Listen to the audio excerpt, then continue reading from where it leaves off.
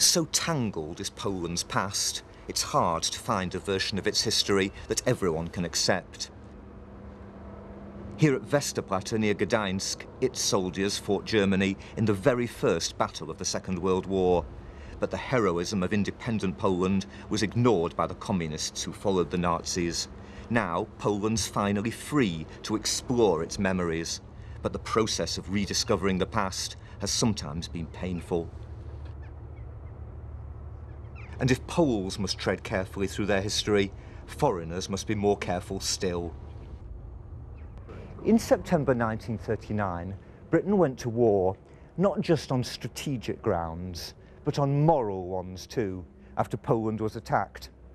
Today, 70 years later, there's a new political alliance on the basis of shared values linking the two countries between the main opposition parties in Britain and Poland. But some say that this time, in its choice of Polish partner, the British Conservative Party, the party of Winston Churchill, has lost its moral compass. Nasz dom. That's certainly the view of retired Gdańsk shipbuilder Jan Skrodzki. He's about to take me on a journey into the darkest recesses of his own and Poland's memory, into a past he says some of the Conservatives' new allies in the European Parliament won't fully acknowledge. From these windows, I looked out on Piękna Street, where a column of Jews was being driven to the barn where they were burned alive. We're saying goodbye to the present and returning to Jan's boyhood, to one of the most tragic of Poland's many tragic years, to 1941, to the year Eastern Poland, then occupied by Soviet Russia, was taken over by Germany. On the left.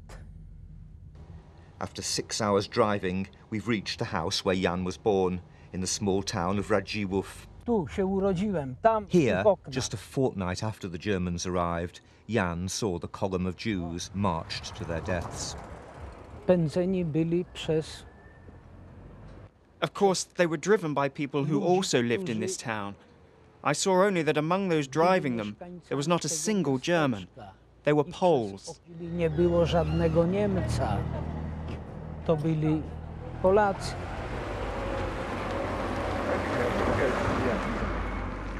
Research by Polish historians suggests that the German occupiers helped inspire what happened. But even so, it was neighbour who drove neighbour down this road. Polish Catholics herded Polish Jews they'd grown up with. They came to a barn. The Jews, several hundred, were driven in. Then the building was set alight. You could just hear cries and screams from inside the barn. There was a mother with a child, and that child was thrown live into that barn when she was caught escaping. There was a large group of people watching. It wasn't done secretly, and the stench, the smell that came from the burning bodies, that smell lasted for several days. Na węch każdy wiedział, co się stało.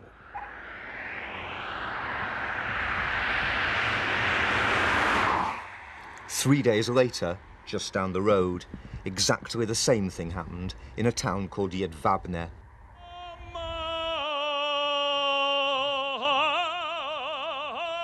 In Jedwabne in 2001, exactly 60 years later, the then President of Poland, Alexander Kwaśniewski, apologized on behalf of his fellow countrymen. Na tej ziemi, podbitej wówczas... But the ceremony was boycotted by most local people and, say eyewitnesses, by the man who leads the group the British Conservatives now belong to in Brussels, Michał Kamiński. When the President of Poland came here to issue his public apology, the local MP, Michał Kamiński, was conspicuous by his absence.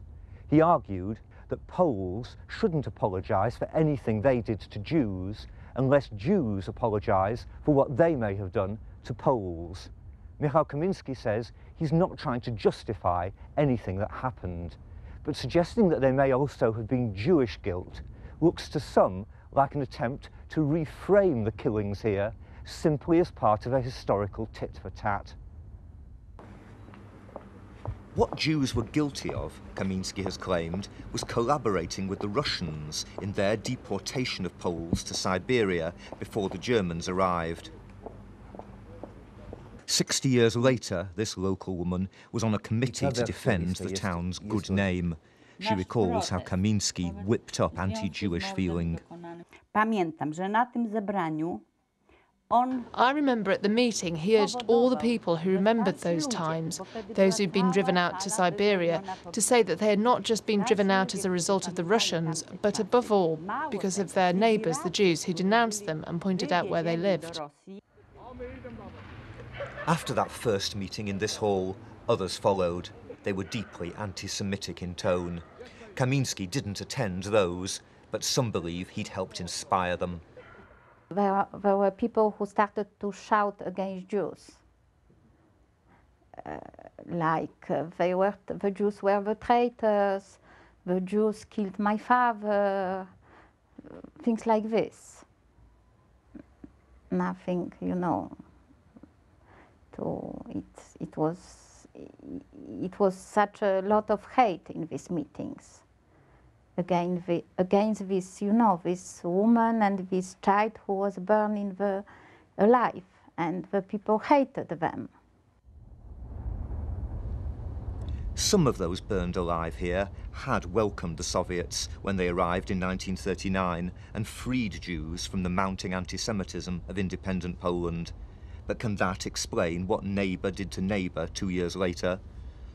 Kamiński came to the place when an incredible crime was committed. And he told not about this woman, children and old people who died in this horrible manner, but he told about Jews who collaborated with Soviets and who killed Poles. But the British Shadow Foreign Secretary, William Hague, has said that there is nothing remotely anti-Semitic about Michał Kamiński. It's not important what you have in your soul, but how you act. And he, in this time, he acted like an anti-Semitic person. So for me, he's an anti-Semite. Maybe he did it only because he would like to have votes from people from Jedwabne. But also, it's not a good recommendation for a politician to do things only for votes. That is nothing wrong. But today, the president whose apology Kamiński opposed doesn't blame him. I think it was absolutely wrong position, but he was a young man who tried to make very rapid career in these parties, and because then after that I met several times Mr. Kamiński, and in my opinion he's not an anti-Semite, or he's not a man who represents such absolutely unacceptable type of thinking. Michał Kamiński, MEP, leader of our new group in the European Parliament. Certainly, as Kamiński told a fringe meeting at this year's Conservative Party conference, he's a great supporter of the Jewish state. That Israel is the only democracy in the Middle East. It's our staunch ally. It's a part of our Judeo-Christian civilization. Back in Warsaw, Poland's tiny remaining Jewish community is marking the anniversary of Kristallnacht, the night of broken glass in 1938, the beginning of the end for German Jews.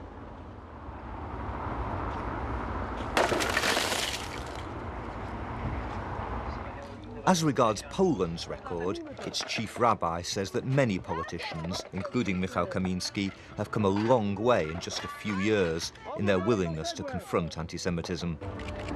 People who were against the apology of President Kwaśniewski, which I don't agree, which I find wrong, but at the same time, since then have spoken out against anti-Semitism. That may appear to be a contradiction, but, you know, perhaps these people actually learned from that experience. What does Michał Kamiński really think? And does he alter his message according to the audience? I remember when I was 14, 15 years old when I heard radio, BBC, which was a voice of freedom and voice of democracy for us in Poland, I dreamed that in the free democratic Poland I will be a member of a conservative party.